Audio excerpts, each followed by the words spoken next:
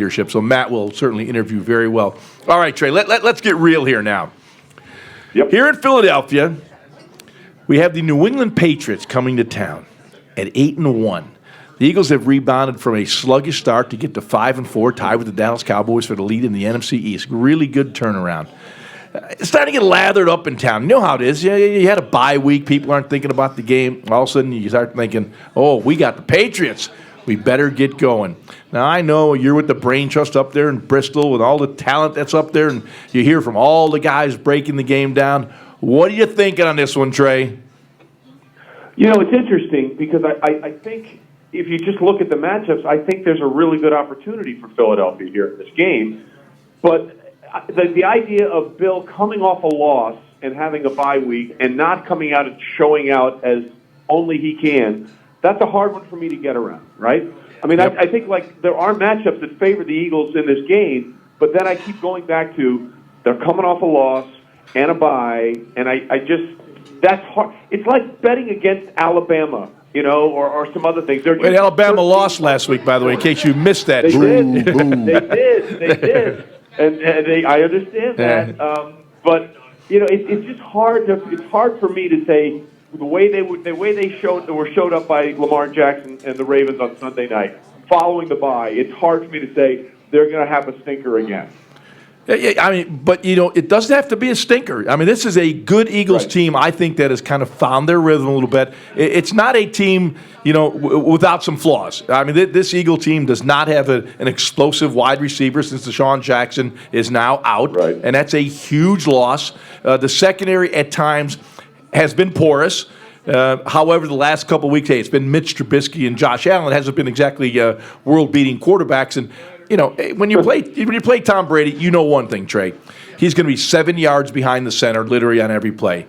And that will allow this Eagles defensive line, which has been their strength for the last 3 or 4 years, to get after him. And I think that is an advantage the Eagles do have in this game, the ability to get to Tom Brady. I do, but the other thing that we've seen from the Patriots this year, and to me it's what's so good about Bill, is that he's going to do everything he can to make sure you won't get there by getting the ball out so quickly. I mean, you watch that game against the Ravens, just how quickly the ball got out of Brady's hands. Because, look, yeah, he's Tom Brady, but he's 42. You know, we're seeing some reality slip into the equation here when we're talking about time and Tom. And I think that Bill knows that. Josh, you'd appreciate this. Look at the way this team is built in New England, right? Yep. They have a power running game and a great defense. Really, that's how they're winning their games this year, and they're saying to Tom, don't lose it. And that sounds crazy to a lot of people because it's Tom Brady and all the success he's had. But Bill knows what he's got and maybe more importantly what he doesn't have. And that's why I think he's trying to win games this way. But Trey, if you ask Tom Brady to drop back 46 times like he had to do against the Ravens, you know, the running game was okay. It averaged almost 5 yards an attempt, but you fall behind in a game like that, not even the great Tom Brady. And, hey, you know, I would say Tom Brady is the greatest of all time.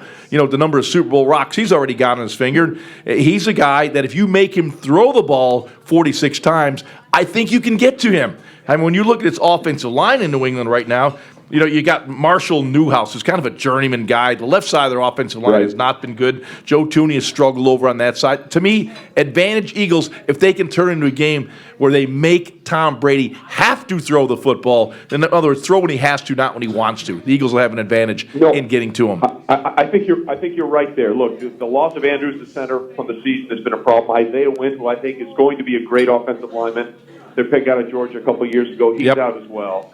But remember, in that game, they fell behind 17-0 against the Ravens, and that sort of precluded them from running the ball the way they wanted to. And then they made the big mistake, right, to start the second half in the third quarter, that first drive, when Julian Edelman sort of coughed up the ball. It was a scoop and score from Marlon Humphrey. That was such an unusual play for a New England team, and that player specifically.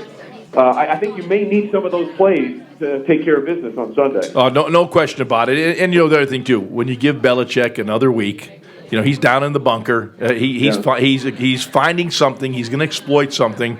Hey, like I said, the guy's the greatest coach of all time, in my opinion. I played for a pretty good one in Don Shula for a couple years down with the Dolphins. But, you when you look at Bill, you look what he's been able to do, you look how his team always finds different ways. There's never a stereotypical way for the Patriots to win. They could run, they could throw, and right now they're playing good defense, which hasn't been the case for a number of years. And, of course, Trey, you know this, Bill has taken over the defensive play calling, so there's some meaning to it now for him.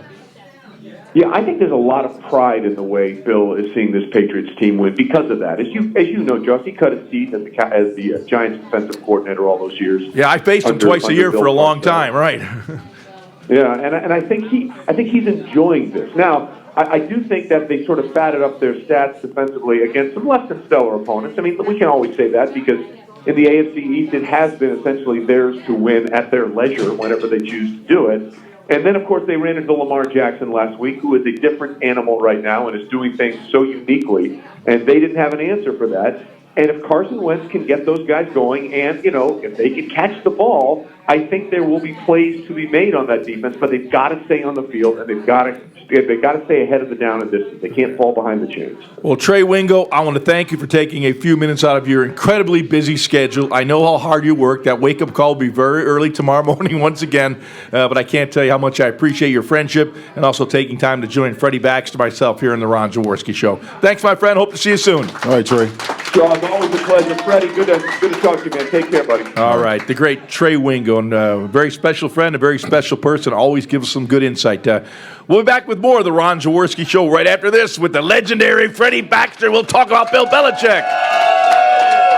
This is the Ron Jaworski Show, live on 97.5 The Fanatic. Big Al, that's what I'm talking about, right down the chute. Sixers Magic, tonight at 7 on your home for 76ers basketball. 97.5 The Fanatic, presented by Corona Extra, proud sponsor of your Philadelphia 76ers. Do you want to learn how to get started making money flipping houses right here in Philadelphia and Wilmington? If so, we have an amazing opportunity for you.